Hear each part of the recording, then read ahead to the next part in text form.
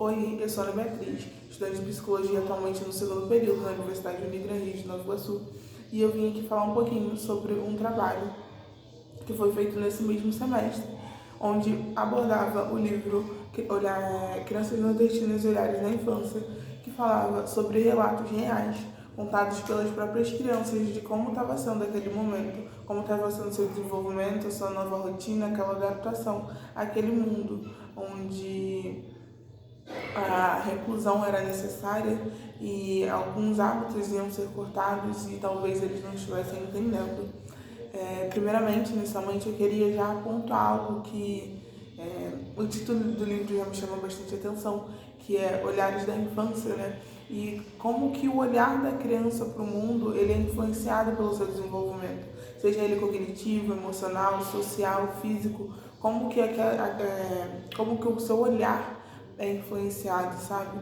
Como as experiências, o ambiente, as emoções, as relações que cercam ela moldam a sua percepção, a sua compreensão, formam ela cada vez mais a sua compreensão de mundo, a sua paciência, desenvolve aspectos emocionais e até mesmo aspectos físicos.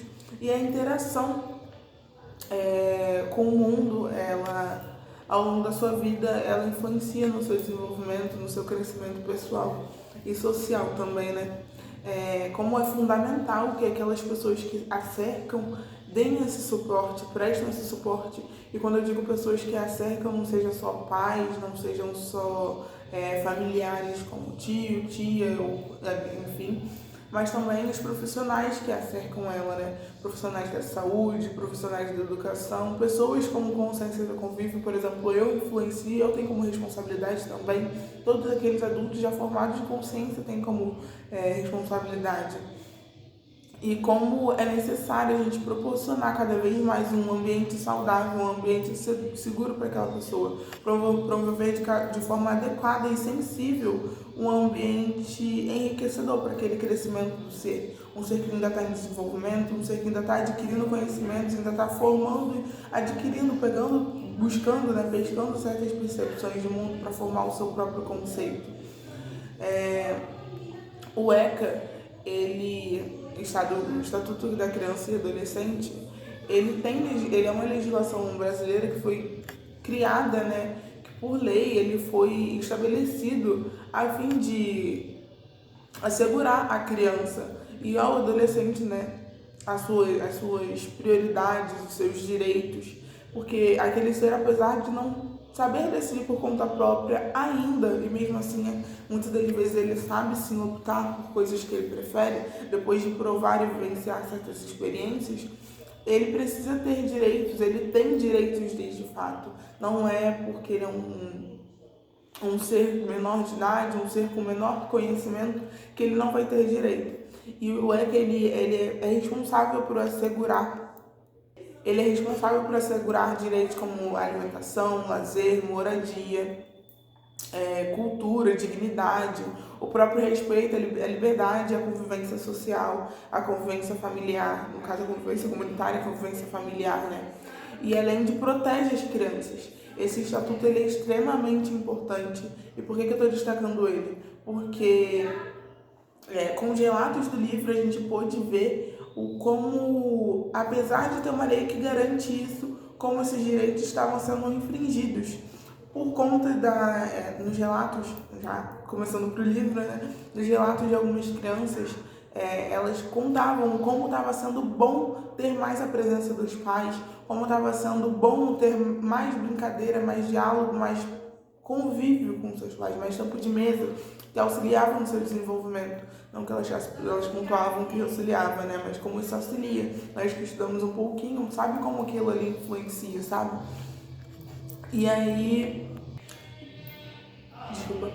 citando especificamente as crianças nordestinas que não têm acesso a toda essa estrutura, que não têm acesso a toda essa infraestrutura, a essa alimentação, a esse lazer, como elas foram impactadas, como elas não têm acesso a algo muito regrado, a uma família bem estruturada, como elas foram com toda certeza eu posso afirmar, as que mais sofreram com tal situação. duplicou, ele aumentou, ele se multiplicou cada vez mais.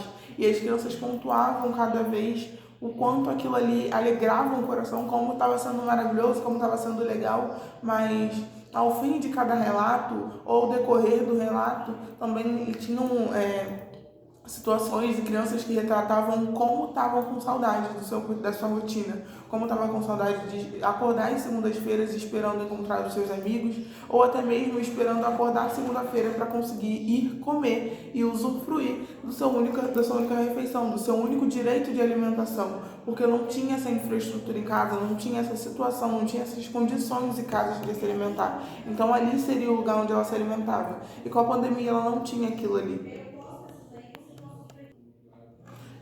Tinham crianças que retratavam como sentiam falta das professoras, como sentiam falta dos seus colegas, como sentiam falta de brincar, de correr pelo pátio, de brincar pelo quintal. E aí isso me lembra muito o Vygotsky, que fala que a brincadeira simbólica é um terreno fértil para o desenvolvimento da imaginação, sabe? E quando aquelas crianças falavam que estavam sentindo falta, eu me lembrei dessa fala dele, né? Desse pensamento dele, e como realmente estava fazendo falta, como talvez a imaginação ali não estava sendo desenvolvida, ou talvez estava sendo desenvolvida por uma experiência anterior, pelas vivências nas escolas e afins. Vygotsky acreditava que até através das brincadeiras era desenvolvido, especificamente na brincadeira de faz de conta, naquela brincadeira mais lúdica, era desenvolvido aquele nível maior de desenvolvimento cognitivo, o desenvolvimento do seu conceito, o crescimento e o aumento de conceitos que são mais complexos para ela. É através daquela brincadeira em conjunto, em sociedade, em comunidade, que aquela criança ela vai adquirindo certas coisas. São pessoas da mesma etapa, são pessoas da mesma idade, no mesmo processo, então não tem aquele processo de aceleração. Porém, para aquelas crianças, aquela situação pandêmica que talvez esteja perdendo um pouco esse acesso, também foi bom por conta da sua família. Enfim, nós conseguimos, de forma clara, assim, evidente, afirmar que ali, aquela situação, aquela região foi a mais afetada pela pandemia, de fato. É onde teve mais casos e é onde teve menos infraestrutura. Não só infraestrutura agora infantil, mas também infraestrutura na cidade para cuidar, para tratar desses casos. Basicamente, esse foi o meu trabalho. Eu falei um pouco desses pontos de como o olhar da criança para o mundo influencia no seu desenvolvimento, como aqueles relatos bateram de frente com a teoria de Vygotsky em relação ao seu desenvolvimento de fato, como as reuniões familiares, como as forças e as relações familiares estavam enfraquecidas, e foi um ponto positivo com a pandemia, apesar de todo aquele caos que estava acontecendo. Pais reconheceram seus papéis como pais, filhos reconheceram seus papéis como filhos, e assim, aquele tempo de mesa que deveria ser básico e necessário para o seu desenvolvimento, não só da infantil, mas adulto, para o desenvolvimento familiar, que estava escondido, acabou sendo posto à mostra. E também como elas lidavam, né? Porque a gente acha que é algo extremamente ruim, a gente sempre busca, né? Por conta de uma preocupação, focar que é algo extremamente ruim, você colocar uma criança naquela situação de clausura por conta de uma doença. Porém, elas mostraram novos olhares, eles mostraram pontos positivos que talvez eu não teria capacidade de pontuar. Então é isso. Tchau.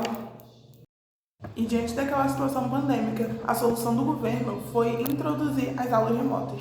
Só que um ponto a ser levantado também é como que eu vou introduzir as aulas remotas, como que eu vou propor as aulas remotas a um lugar onde a desigualdade reina, a falta de infraestrutura gigantesca e o preço de um celular, a compra de um celular, talvez possa ser o dinheiro que aquela família possui para se alimentar e para se sustentar o ano inteiro. Então, foi algo que não funcionou tanto para aquela região, que é algo que não funcionou tanto para diversas famílias, para diversas crianças. E diante disso, teve esse trabalho dessa obra para construir esse livro, onde profissionais começaram a entrar em contato com a família, com o cotidiano daquela família, entrar em contato com aquelas crianças, os seus responsáveis, aquelas pessoas que conviviam na mesma casa em situação pandêmica, para saber o que elas achavam, o que elas estavam sendo, qual era o relato verdadeiro daquelas crianças, principalmente das crianças, né? E aí elas retratavam o como estava sendo bom por conta do contato com os pais, o contato familiar que é um direito por ele, mas que por conta das situações que aquela família vive, não estava sendo proporcionado, não estava tendo a possibilidade de ter, não talvez pela vontade dos pais, mas por uma necessidade familiar de ser sustentado. Então, o curto período que eles tinham hoje com a pandemia, né, naquela época com a pandemia se extinguiu, vivendo longe da escola, vivendo longe dos seus amigos, vivendo longe da sua rotina, sendo impactada não só pela brincadeira, mas também pela alimentação, porque tinham crianças ali que dependiam exclusivamente e inteiramente da alimentação que era fornecida ali naquele ambiente. Como elas ficaram como elas esperavam tanto ter a segunda-feira para poder se alimentar, poder interagir com os amigos e professores, e do nada, por longos 2 anos, isso foi interrompido, né? E também pontuar como